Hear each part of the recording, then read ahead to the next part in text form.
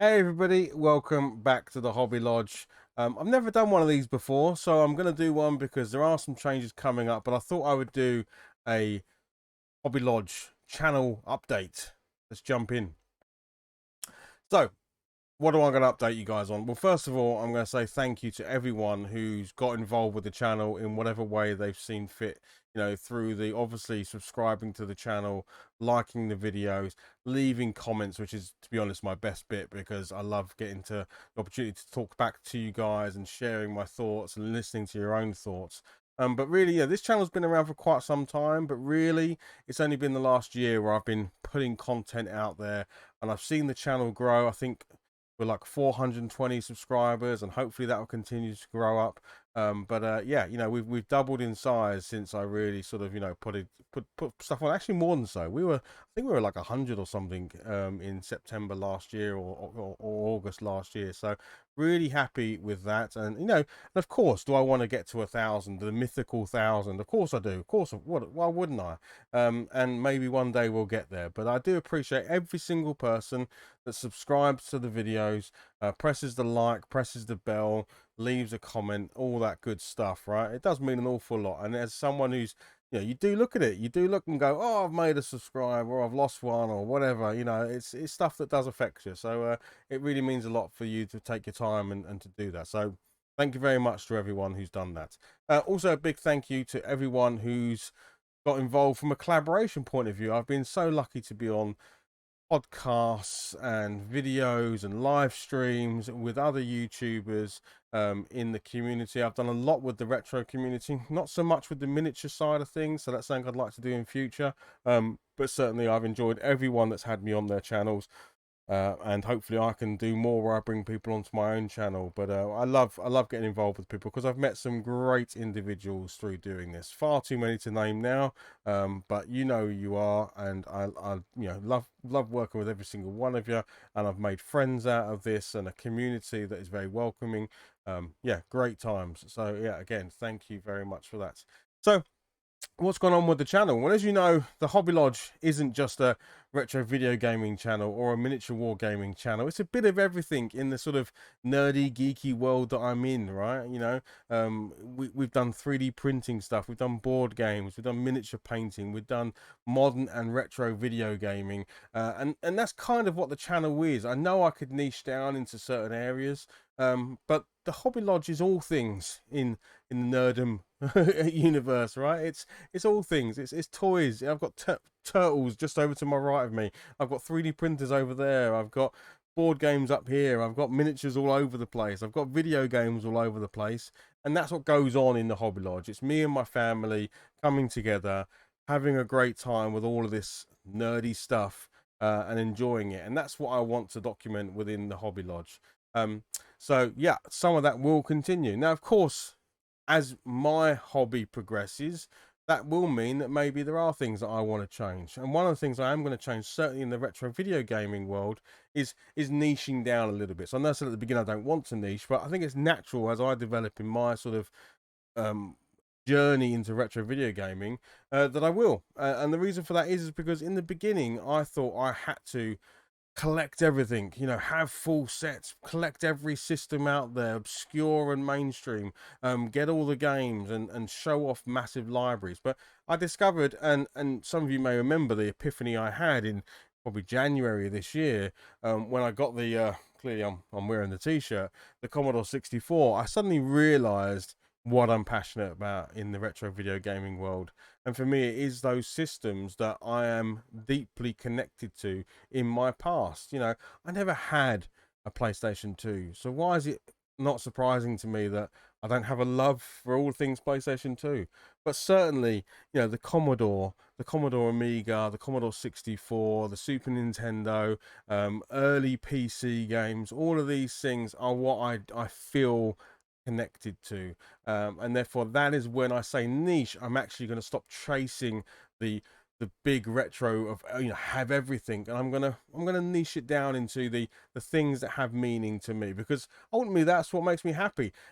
I cannot express how much joy I get out of, you know, cooking up the Commodore 64 or the Amiga, and just the ceremonies of it, even plugging the leads in, turning the machine off, putting the discs in or the tapes in. I've talked about it before. That for me, the hobby is also all the tactileness of what goes on with that hobby. And the games I found fantastic as well. They speak to me. They pull the heartstrings of me. Am I wearing retro tinted glasses? Of course I am with some of these games. That doesn't mean that they don't hold that value to me. So I'm going to keep doing that. That is what I'm going to go and do. My retro gaming, I think I will start to move on some of those systems that have no meaning to me. They just take up room in the lodge. I've got plenty of other things I want to put in here. And I'm really going to focus in on those systems that mean a lot. So, I've already said it, but, Commodore 16, Commodore 64, Commodore Amiga. That is a world I absolutely love.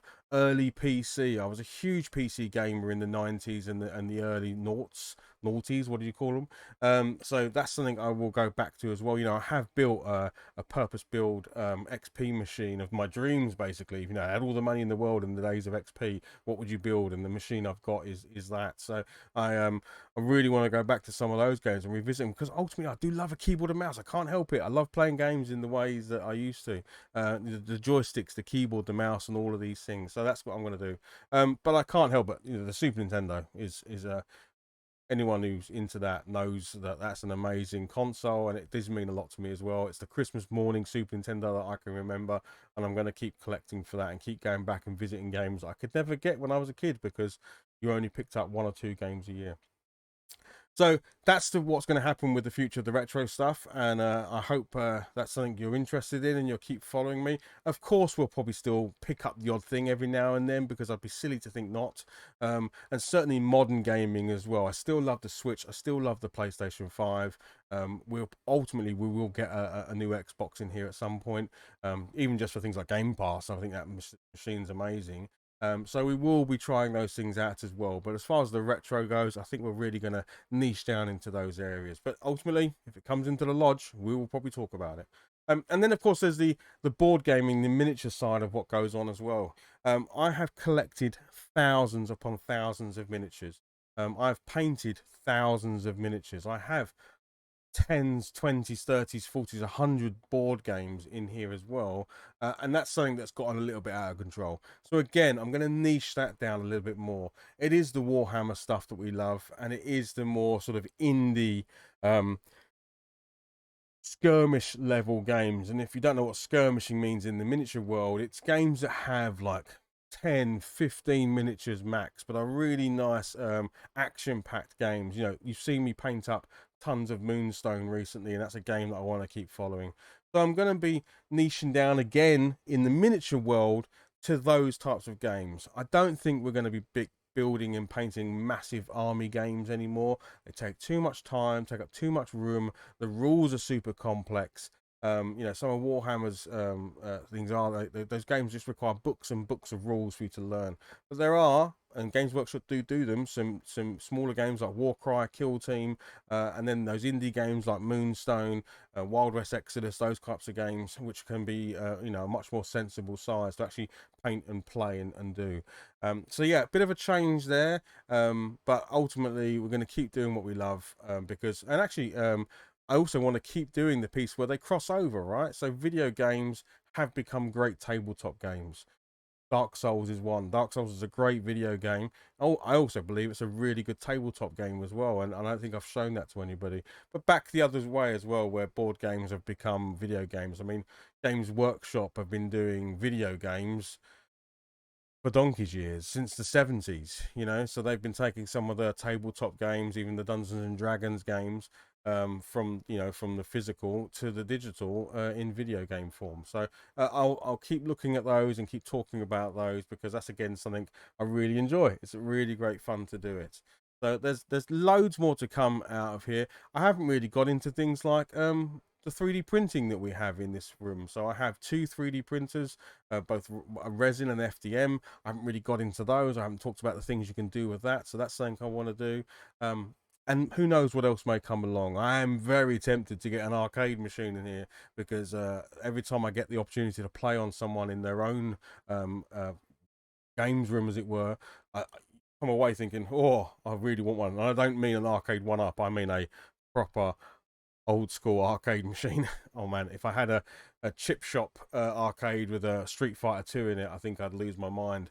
Because again, something that I just went back to time and time again as a kid. I used to stand in a cafe for hours on end on the hope that one day there'd be a free credit in there, or I'd saved up enough to go and have a couple of goes, or I'd stand there and someone would say, "Hey, do you want to do a two-player or whatever?" You know, there was just wasted hours because it was the only arcade machine for miles, and we all just went there to watch it. And then as a kid, growing up slightly in sixth form at school, every day after sixth form, we'd go to the local betting shop because they had one arcade machine in there. It was Sega Rally, and we played that all of the time. So yeah, that's something I will be very tempted at, looking at getting an arcade machine in there. So yeah, hey, yeah. So as I've said, I'm not going to split the channel out. I've made that decision. The Hobby Lodge is the channel. This is a place that I love, that we've built and we're continuing to add to with my children. It's about that journey. It's not about having a video game channel and a miniature channel and a, I don't know, whatever else it might be. The Hobby Lodge is the channel. And what goes on in here is what will appear on the channel, and it is going to be a bit of everything. Now, that will suit some people, and some people will turn off massively. And I know that my channel suffers because of that, because some of the audience are here for the miniature stuff and some of the audience are here for the video game stuff, and it's not always an equal balance. You know, some weeks I might do tons of miniature stuff and some weeks I might do tons of video stuff, and that's just the way it is. It's going to be like that because Hobby Lodge, hey, who knows what we feel like, who knows what we're playing. And recently we've been playing a ton of Fortnite. That's bonkers. That's not really anything I want to do, but I can tell you now, it is bringing me and my boys and my kids closer together as we play team games together. That's something else I want to really focus on: the board games and the video games that bring us all together as a family and share, because I think it's such a cool thing to have. What else could I say, really? I think that's about it. I think that's the update. I don't know how long people do update videos for, but I don't think there's much else for me to say. I love the fact that you've been with me on this journey. Love the fact that you may have listened to this entire video. If you have, give it a like for me so I know you got to the end, or leave a comment about what you like about this channel, you know, or don't like about this channel, because that's something critic is also good. I'll take a bit of criticism, and I'll see if I can adopt a change to it. But that's it. That's the update, right?